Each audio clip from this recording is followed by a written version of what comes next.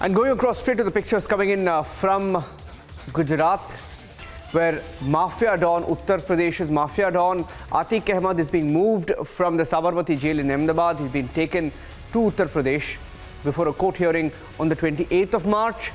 Let's go across to my colleague Priyanka, who's joining us with the pictures from earlier today when Atique Ahmed, wanted in several cases, one of India's most controversial politicians, a Mafia Don turned politician whose case will be heard on the 28th.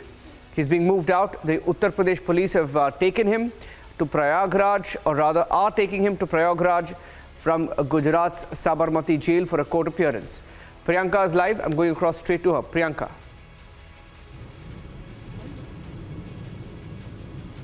That's right, Niranjan. We are following the convoy that has reached the Himmatnagar highway in Gujarat right now. And that really clarifies the route that they will be taking, because we have been talking about it since morning about the routes not being disclosed by the UP police and the STF as to which route they will be taking Atique Ahmed from. There were two routes that were being discussed. One was via Raj.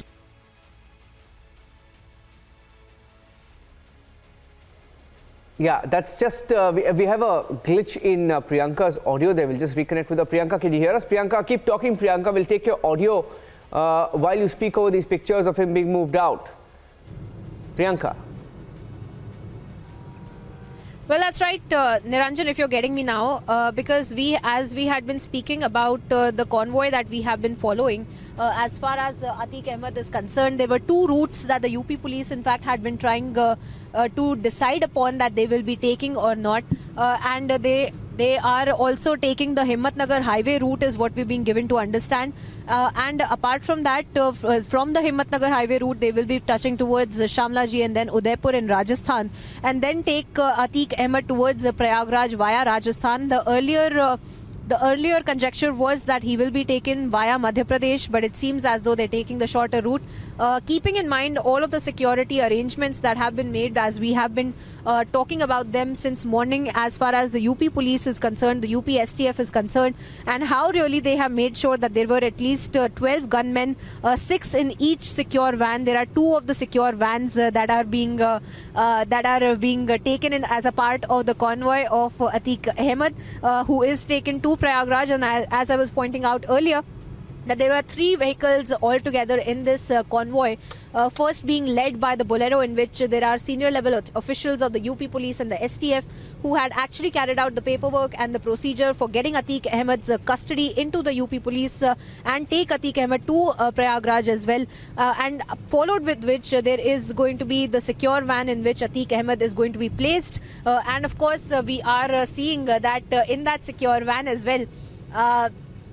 Atique Ahmed is going to be placed with the gunmen, and the gunmen in fact have also been told to not really speak to Atique Ahmed, have minimal interaction, absolutely have no interaction unless absolutely necessary, and their mobile phones have been taken away. So all of those things have been taken into consideration while making sure that this kind of there are no absolutely security lapses that really come to light, because of course, Niranjan, as we know, there have been a lot of statements and counter statements and war of words, politically speaking, so that have been made as of now. Even today we saw Akhilesh Yadav make those statements claiming that gaadi palat sakti hai, kind of a statements that we have seen, but of course keeping that in mind, we have also shown the kind of security arrangements that have been kept in mind by the UP police and the UP STF as well, and apart from that, of course, we have also seen to keep this into consideration about the petition that has also been filed by Atique Ahmed in the Supreme Court, where he has stated that he was fearing for his life, and the theatrics that we had also been learning about from our sources from inside of the Sabarmati jail right before Atique Ahmed had been given to the UP police in their custody as well, is that he had been time and time again claiming that he does not want to go to the UP police custody. He does not want to go outside of the Sabarmati jail. He does not want to leave Sabarmati jail. These are some of the statements that we have seen Atique Ahmed making even before today. But even today we have learned that he was making these kind of last minute appeals in front of the UP police, in front of the UP STF, where he had been in fact begging that he does not want to leave the Sabarmati jail. He does not want to go with the UP police custody. But that being said, of course, it was irrelevant whether or not he wants to do that or not, because legally speaking, UP police had all the paperwork in place, because for a moment there it seemed as though it might not happen today.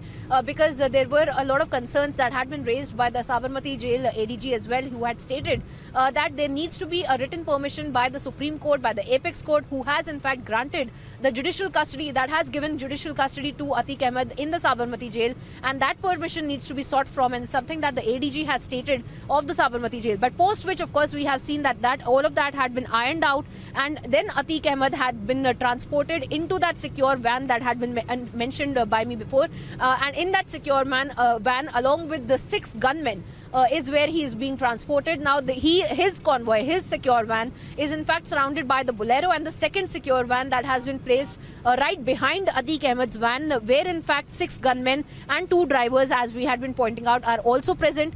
This is of course keeping in mind that there is if there is a situation in which the entire convoy has to move non-stop, it has to not stop in any of the places. There can be a continuous movement of the convoy because there are 2 drivers in all of the secure vans and also the Bolero as well, so that if there is a continuous driving that is required, because of course remember, Niranjan, it is more than 1100 kilometers of a journey that they have started out from the Sabarmati jail to Prayagraj, where they will be culminating the journey tomorrow, and overnight of course by road he is being taken, but keeping in mind all of the security arrangements as we have listed out for our viewers as well, Niranjan. Okay, thank you for that, Priyanka, tracking the story as he's being moved to Uttar Pradesh. Getting in some more breaking news now from another story we are tracking closely in pole-bound Karnataka. Tear of the reservation.